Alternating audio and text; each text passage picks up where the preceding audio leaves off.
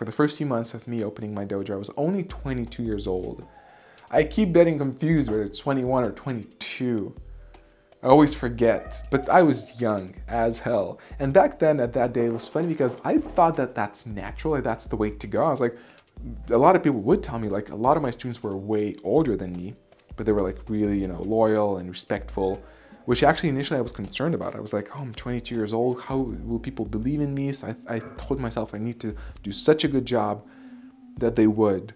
And I was able to pull that off. Initially, sometimes I had those funny cases where not everyone, but some adults would come in, especially in Lithuania, which is still kind of a bit of an old school country. It's changing, but it still is.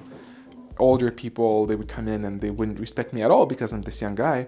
But by the end of it, after they would see how I teach and they would see how much I know, they would suddenly change completely and they would be super respectful toward me. And that was funny. I was like, dude, come on, you know, be more authentic, be more honest.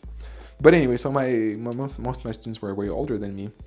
And they were like, whoa, Rokas, he's so young and he knows this and he knows that. And I was like, what's the big deal? And now I look back, I'm like, holy shit. How did I pull that off when I was 21 or 22? Holy crap. You know, I'm surprised to this day. Now I realize that that was exceptional, that was unusual. But back then it seemed to be normal because I haven't seen that much of the world. I haven't, you know, had so much independence. I hadn't lived in this reality that most people live in. My reality was I finished high school and I went to this spiritual school and whatnot. So my experience was unique and my understanding of what is reality was different than most of people's. And that was actually one of the problems. But so, initially I was just so passionate and so enthusiastic and so driven and I believed 100% in what I was doing and also believed 100% in what my Aikido teacher did. And he was a very significant, influential individual in my life, personality. I worshipped him. I was super loyal to him. I didn't question him whatsoever, which again was my mistake. But also too, you know, I was 22 and I wanted to really become the best Aikido instructor possible as soon as I can. And I figured that if I just blindly, completely follow my Aikido instructor, then I will get there faster. Because I saw some people questioning and doubting, sometimes for good reason, but sometimes just like, you know, being dicks. And I saw that that inhibited their progress. Like if you question everything like a dickhead, then you will, you know, you won't get anything. And I decided to go the opposite way. So I completely was devoted to him, completely faithful. And to some degrees it worked out. You know, I learned some lessons the quick way and some of his advices were good. But obviously, you know, there were some shit between that too, and I took that as well. And that's kind of the point of the story. So we're in 2012. Few months in, my students are completely in love with what we're doing and they're devoted to me and so on. And I even had like a Nuchideshi program as well, which is a living student program where you have people living in your dojo. And I had this young guy living in my Aikido school and learning from me all the time. And I would, you know, consult him. I was doing what my Aikido instructor did as well. It wasn't just Aikido, it was also kind of this self-help guru thing, where I would go to meetings with my students and I would share them my wisdom, you know, and some of it was good, some of it was not as good, but I was sincere and I didn't want to sell something just to sell. I really spoke about things I believed in. And so I was trying to support people in their personal growth, and that was part of the whole community we had. It was about self-growth, about achieving your goals and so on. And most of the stuff, part of the stuff was from what I learned from my personal experience. Part of it was things I took from my teacher and I believed to be true, and I kind of passed it on. You know, meditation, knowing yourself, enlightenment, whatnot. I spoke about that in a few other episodes.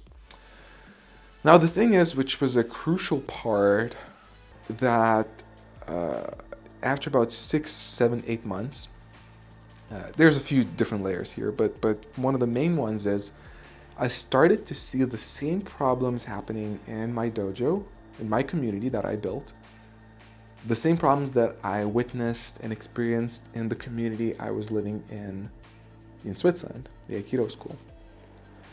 And that was surprising to me. I thought, look, these are different people. This is a to a degree, a different culture. I'm a different person as well. So why the hell are the same internal community problems coming up in my community? And I'll tell you more about what they were, but I was surprised. I was kind of caught off guard, and I thought this is kind of suspicious. And part of it was, probably the biggest one, leaving you on a cliffhanger so I could drink my coffee, was that my students were respectful of me, but they were also afraid of me.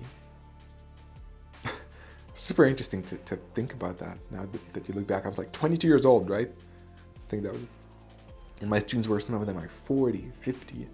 Some of them were younger as well, but most of them were like, they were completely loyal, devoted, respectful, but also afraid. They were afraid to fail in front of me. They were afraid to make a mistake. They were afraid to say the wrong thing, I guess because they just really idolized me. And that was part of the problem. They really felt like I'm some out of this world human being. You know, I was their spiritual teacher, and I was so passionate and devoted about everything that they felt that I'm something else, I'm beyond.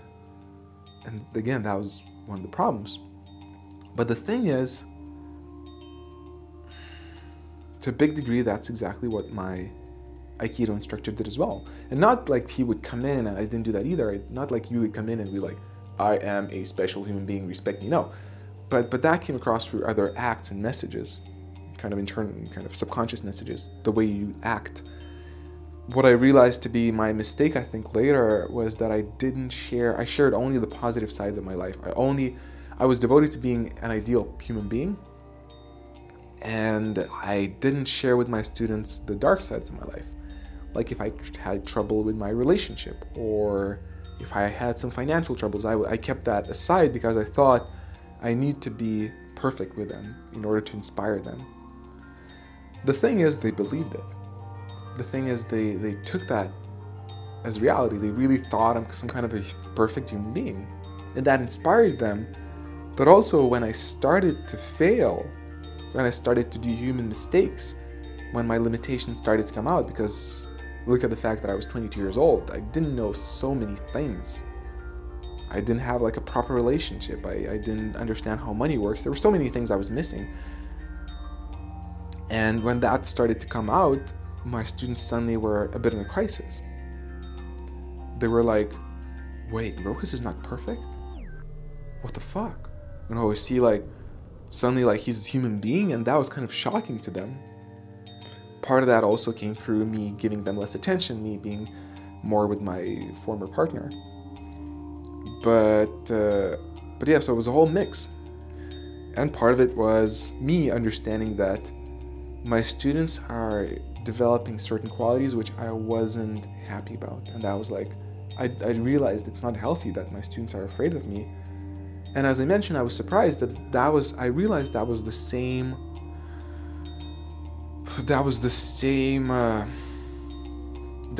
dynamics applied in the community I lived in Switzerland.